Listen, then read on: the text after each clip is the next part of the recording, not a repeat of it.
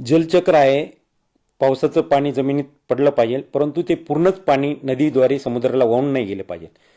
पाण्याचा काही भाग हा जमिनीत मुरला पाहिजे. आजकाल सगळे हे कॉन्क्रीटचं जंगल आणि वाढती लोकसंख्या आणि त्यामुळे पडलेलं पाणी हे जमिनीत मुरण्याचं प्रमाण कमी झालेलं आहे. त्याच्यामुळे जलचक्रामुळे वाहून जाण्याचं पाणी हे जास्त वाढल्यामुळं अनियमित पाऊस आणि वृक्षतोड झाल्यामुळे अनियमित होणारा पाऊस आणि कमी वेळेत होणारा पाऊस, 4 महिने उन्हाळा, 4 महिने पावसाळा, 4 महिने हिवाळा, हे आपल्याला लहानपणी शाळेत शिकवलं आहे आणि आपल्याला ज्ञात आहे.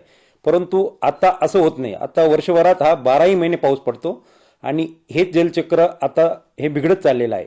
आणि हे बिघडणारं जलचक्र व्यवस्थित करायचं असलं तर तुम्हाला मृद आणि जलसंधारण याकडे लक्ष द्यायला आहे. मृद आणि माती आणि पाणी या दोन्ही घटक हे हे बिघडलेलं जलचक्र परत आहेच त्या स्थितीत आणण्यासाठी नक्कीच मदत करेल. म्हणून मृद आणि जलसंधारण यावर आपण भर देतो आहेत आणि त्या दृष्टीनं महाराष्ट्र राज्य हे पाऊल उचलत आहे.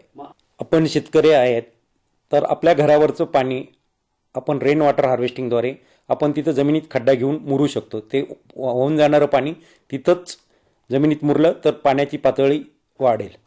आपल्याजवळ विहीर आहे, विहिरीच्या जवळ येणारं शेतातलं पाणी आपण विहिरीच्या एका कोपऱ्यात विहिरीजवळ एका कोपऱ्यात नेलं आणि त्या विहिरीचं पुनर्जीवन केलं. विहीर खड्डा खोदला विहिरीजवळ आणि त्याचं पुनर्जीवन केलं तरी विहिरीच्या पाण्याची पातळी वाढेल. असे सोपे उपाय आहेत.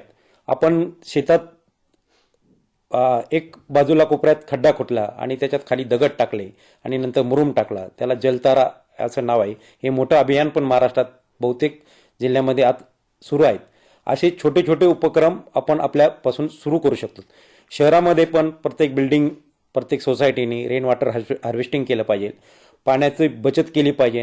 आपण गाडी धुतो तो गाडी धुण्यासाठी पण कमीत कमी पाणी वापरलं पाहिजे. यापासून पाण्याची बचत नक्कीच होईल आणि पाण्याची आजची ही बचत ही काळाची बचत आहे. आजची बचत ही आपल्याला नक्कीच पुढच्या आयुष्यामध्ये कामी येणार आहे. आपल्या पुढच्या पिढीलाही कामी येणार आहे.